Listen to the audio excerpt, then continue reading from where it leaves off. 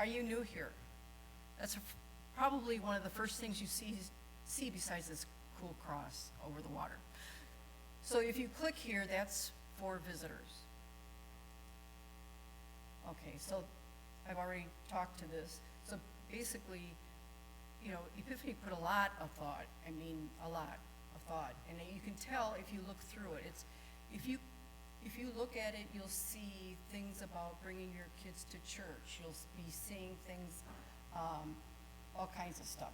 So we combined the two, and basically now it's Water of Life, and I put the New Hope stuff in that was unique to New Hope and changed the words to Water of Life, okay? So here's the visitor information again. There's things here, the welcome and what to expect when you come to church. You know, for those people who haven't been to church for a long time, that might give them make them feel a little bit better. Worship practices, it talks about what we believe about baptism, communion, and what about weddings, having weddings in the church and stuff like that, and even how to join. Oops. Okay.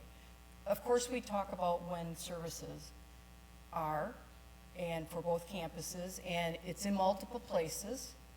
We talk about the different ministries that we have, you know, the different Bible classes we have, and all that kind of stuff. And here's one good thing that we didn't have as New Hope was the amount of schools that were related to, like WLS, Shoreland, and the colleges, and all that kind of good stuff.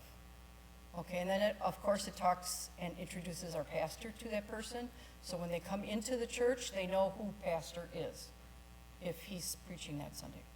And of course our affiliation with the Wells. And here's something that you can use as well.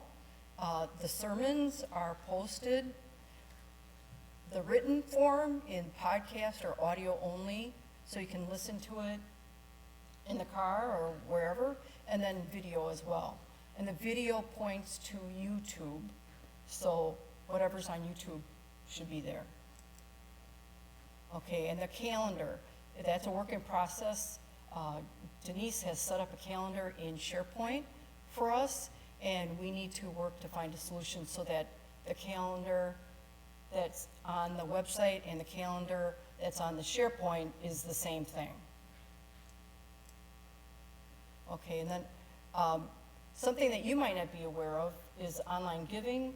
If it's easier for you, there's a page right for online giving, and you put in an amount and it'll take you to a screen, and you put in your credit card number and you can just set it up. Live stream information, there's links to Facebook and YouTube, multiple places, and I mean multiple places. There's like the icons on the bottom of the page. There's, okay, let me go back there, okay. So there's, on the member information screen, there's links to SharePoint and Facebook and YouTube. So if you're not sure about where to go to the members page, and it'll give links to go back to other pages. And now we can talk about, Denise can talk about SharePoint. So this SharePoint site was set up because we have two different campuses, and it can be difficult to get information between everybody in different locations. So this SharePoint site is basically a one-stop shop for information related to everything at Water of Life. When you go to the SharePoint site, my mouse is now gone, there it is. To log in, everybody should have or will have a login name and a password.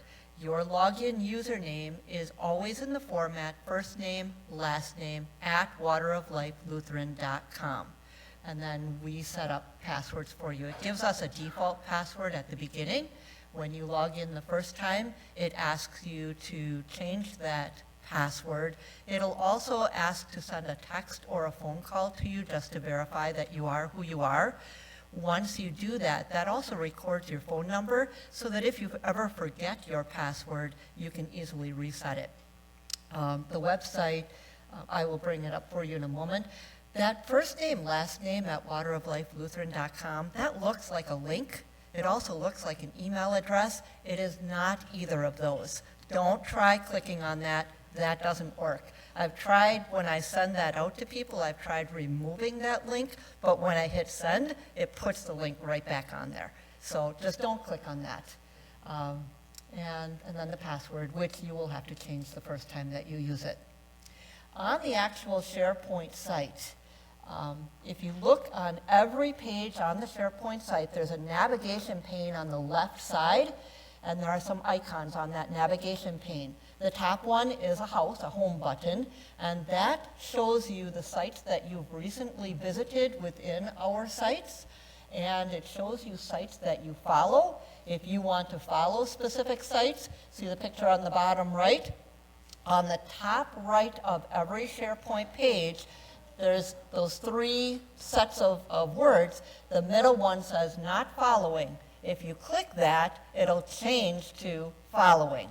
And now when you go to that home button, you'll always see that page listed there.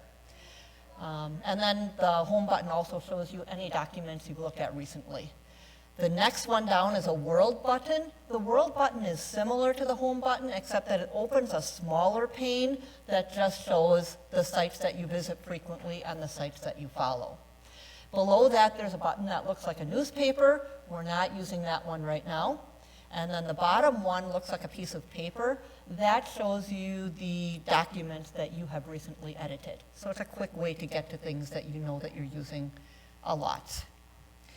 This is the main SharePoint site. You notice the address, https://wateroflifelutheran.sharepoint.com. On that page is the calendar that Sandy mentioned. We have things color-coded on that calendar dependent on where things are happening. So if it's in Racine, if it's here, if it's at Shoreland, so there's different colors for each location, and you'll see the key for those on the left side of the calendar.